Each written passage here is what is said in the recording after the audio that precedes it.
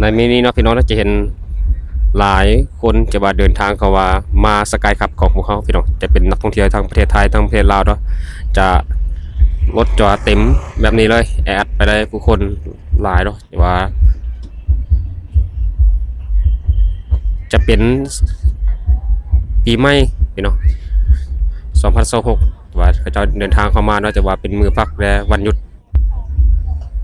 หลังจากเข้าดาวเมื่อวานนี่เนาะแต่ว่ามื้อนี้จะว่าเขาจะเดินทางมาลินมาเวียงสกายคัพของเฮาในมื้อนี้จะว่าเต็มไปด้วยผู้คนหลากหลายพี่น้อง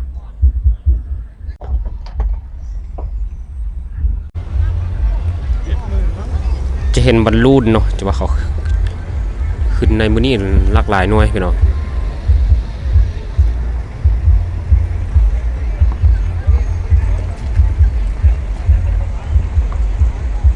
ว้านักท่องเที่ยวว่ามาหลายคณะพี่น้องจะเป็นบรรยากาศที่ว่า5 โมงแรงแล้วพี่น้องเห็นผู้คนหลากหลายจะว่าเดินทางเข้ามาท่องเที่ยวสกายคัพทุกคนจะว่ามาสกายคัพแล้วจะเขาเจ้าจะว่ามาเซลฟี่หรือมาถ่ายรูปมาขึ้นบอลลูนกับขี่พารามอเตอร์พี่น้อง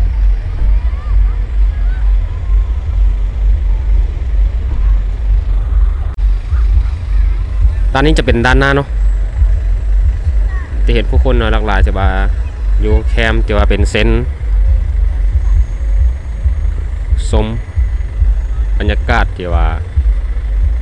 เขาเจ้าขี่พารามอเตอร์พี่น้อง